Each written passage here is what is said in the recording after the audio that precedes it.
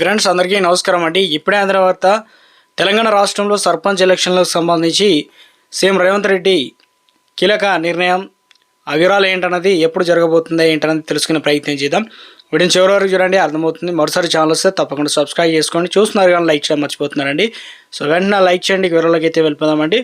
So ముఖ్యంగా సర్పంచ్ ఎన్నికల నిర్వహణకు సంబంధించి సీఎం రేవంత్ రెడ్డి సంచలన ప్రకటన అయితే చేశారనమాట.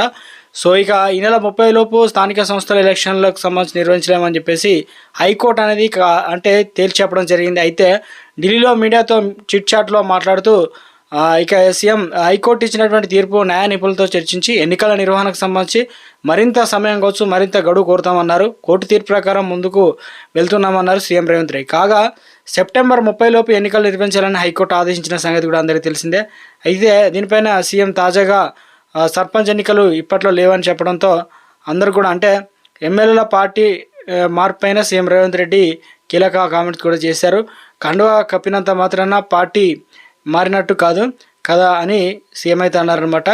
ఇక ఇందులో వచ్చేసి ఇవాళ కూడా తాను చాలామంది కండువాలు కప్పారు, మరి కప్పిన కండువాలో ఏముందో వారికే తెలియదు. అని ఎవరికేంటి అయినా వెళ్తే ఏ భోజనం పెడతారో తెలుస్తుందని సీఎం ప్రశ్నించారు. అయితే బీఆర్ఎస్ ఫిర్యాదు చేసిన ఎమ్మెల్యేల వేతనాలు 5,000 రూపాయలు ఇక ఇప్పటికే బీఆర్ఎస్ అన్నారు సీఎం రేవంత్. అదేవిధంగా ఇవన్నీ కూడా టెక్నికల్గా చూసుకుంటే వాళ్ళు ఏ పార్టీలో ఉన్నారో వారే తెలియదు అని చెప్పేసి తెలియడం జరిగింది. అయితే బీఆర్ఎస్లో 37 మంది ఎమ్మెల్యేలు బలం ఉందని అసెంబ్లీ వేదిక హరీష్ రావు చెప్పారని రేవంత్ అన్నారు. పార్టీ మారిన ఎమ్మెల్యేలు అనర్హత స్పీకరు నిర్ణయం తీసుకుంటారని సంచలన కామెంట్స్ అయితే చేశారనమాట.